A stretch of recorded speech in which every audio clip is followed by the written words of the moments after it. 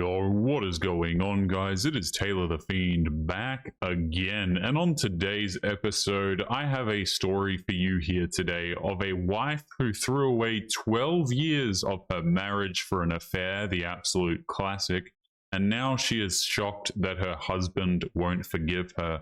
You know, I'm noticing in a lot of these stories, as well as the stories that men tell me with their ex-wives and ex-girlfriends and stuff like this, that women seem to have this idea that men are just always going to be around forever. You know, oh, he provided for me, he cared for me, he was my boyfriend for all of this time, so surely he will forgive me no matter what I do. And sometimes that is just not the case, as we see here of a woman who threw away 12 years of marriage. That's sad, man. That really is. 12 years of marriage down the drain because she wanted to hook up with some other dude. So this guy is 38. Let's jump into this story here. He says, I, a 38-year-old male, had been married to my wife, Emily, for 12 years. We met in college, dated for a couple of years, and married young. We built our lives together. We had a home. We have careers, did the trips. And they also went through a rough patch with fertility, but they ended up having a son who is now 7 years old. Okay.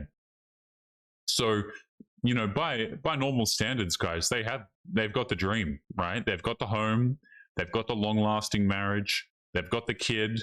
You know, a lot of people maybe would push for multiple kids, but given they had fertility issues, you know, can't complain they had a kid.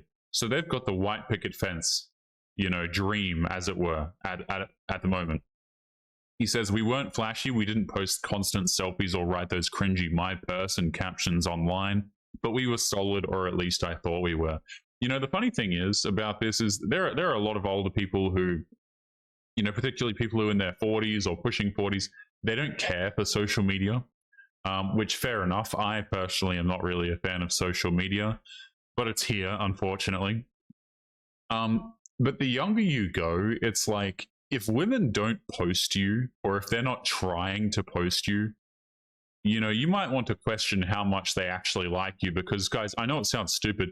Women love social media. Women are on social media all of the damn time. I'm not sure if this particular woman was, but if you've got a girlfriend or a wife or whatever, she's on social media all the time, and she's not damn well trying to post you. You know, I think you can tell a lot, unfortunately, by the posting or lack of posting that women do. Let's continue here. About a year ago, Emily started working out more. She got new clothes, more makeup. Nothing wrong with that, but it was sudden. She joined a new fitness studio and started talking a lot about her accountability group there, especially a guy named Sean, who was in his mid-30s, one of the trainers. Okay. So first of all, this guy says there's nothing wrong with that. So this woman is working out more randomly, getting new clothes randomly, more makeup randomly, and she joins a fitness studio and gets a fitness coach. What is this? Is he a fitness coach? He's a trainer. I mean, hey, a lot of red flags stacking up very damn quickly. You see, these things are not an issue in isolation, right? Your wife gets new clothes. Okay, cool. Everybody needs new clothes. Right? Maybe she wants to try some new makeup, whatever. You guys have been working out together for a time. You guys often go to the gym together. She works out a little bit more. Okay, cool. You throw all of these things together, man, and you throw a trainer on top of there. No. It's just, no, not happening. He says, I didn't think much of it. I trusted her. She was my wife, my partner. Hate that word. But I noticed things were off. She started staying out later than usual, claiming she had work events or last-minute errands. I bet she did. She changed her phone passcode without saying anything and started taking private calls in the car or the bathroom. She stopped asking about my day, barely acknowledged family dinners, and would disappear into another room for hours under the excuse of needing space. Even small things like watching our favorite shows or laughing at inside jokes just stopped happening.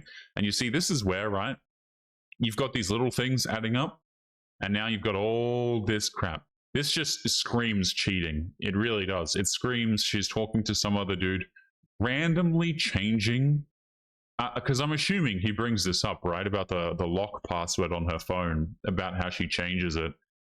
It seems to me like he already knew it, okay, and she hadn't changed it ever, you would assume. But now she randomly changes it.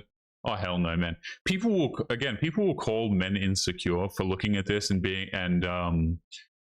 distrusting or being concerned. I think at this point, this dude has so much validity to being concerned. It is crazy. But, a lot of people in modern day society, they'll say, oh, no, it's fine. You should just be a really good, trusting husband.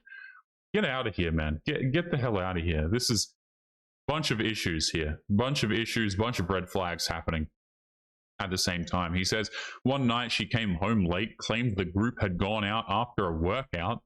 Yeah, because that's what you want, right? You want your wife in a workout group with her trainer dude going out after the workout together. She went out with the dude. That's what happened. After the workout, those two went out and they spent some quote unquote quality fitness time together. But her phone lit up while I was in the shower. And he had a look. Messages from Sean, not just flirty, explicit ones, conversations about hotel rooms, about how she wished she could be with him openly, about how he made her feel alive again. When she got out of the shower, I asked her plainly, are you hooking up with this guy? She froze, then lied, then cried, then admitted it. Again, I don't know why dudes even feel the need to ask certain questions. Like, she clearly is, but guys will just be like, are you? It's very damn obvious. And I love the first thing she does, right? She freezes, then she lies, then she cries, and then she admitted. This is like the classic order of taking no accountability, right? She didn't admit it because she's taking accountability. She admitted it because she ran out of options. She tried the lying, she tried the emotional manipulation. She realized she wasn't getting out of it, so then she admitted it. And now we move on to the downplaying it. She says it wasn't serious, it was just physical. I was confused, I didn't mean to hurt you. All of the downplaying nonsense. Apparently it had been going on for months. She said she didn't plan on leaving him, that it was just an escape and that nothing we had was fake. But that's the thing, it felt fake now. The entire last year, the plans we made, the nights we talked about our future, she said she'd end it immediately and begged for a second chance. Guys, please understand, if you're ever a dude in this situation, never give the person a second chance. Let me just say that. Like, you can do whatever you want, fine. But don't be surprised when you give these people a second chance, they will screw you over again. Again, society will try and tell men, oh, just be trusting, right? Or be empathetic to her situation. She had a lot going on, and they'll just throw some nonsense at you. Oh, she was stressed at work, or you weren't there for her, or all this nonsense. Again, throw the woman out. Do not accept her plea at a second chance. And if you do, please understand that you will be absolutely screwed over for it every single time. She'd probably continue hooking up with the same dude, to be honest. I told her to pack a bag and go stay at her sister's for a while. I needed space. Over the next few weeks, she kept texting me, calling, saying we needed to talk. Love this language from women, by the way. We need to do this. We need to do this. You need to sit down and speak with me. No, actually, the man doesn't. He really doesn't. Oh, we need to talk. Talk about what, idiot? You know what I mean? These people, we need to talk. Like they're some sort of, they're like in an official position, She even tried to use our son, saying that he needs both parents at home. She probably should have thought about that. That we should rebuild for him. I told her he needs parents who respect each other, and right now I don't even recognize you. Of course, word got out. Her parents were mortified and supportive of me. That's good. Usually the women in these situations manipulate everybody around them. And so oftentimes, even when the woman cheats, everybody will turn against the man, is usually how it goes. So it's good to see that her parents actually sided with this guy. He says, my parents told me to consider forgiveness for our son's sake, but I wasn't making a decision based on guilt or pity. Yeah, so this guy has the idiot parents, right? And then her parents actually side with him. Funny how that works. Some friends said people make mistakes. Others said if you take her back, it'll never be the same. And honestly, I agree with both. She did make a mistake, but I wasn't obliged to stick around to absorb the fallout. See these friends here that say people make mistakes? These are the ones you need to throw out. These friends right here, telling you everything you need to know. These are people who don't have your best interests at heart, who don't actually give a damn about you, and who are probably simping for the woman behind the scenes. Get rid of these people, in my opinion. These are the bad ones. I love these situations, right? Because the silver lining is the trash takes itself out, you know? He says a month after moving out, she showed up to our house unannounced.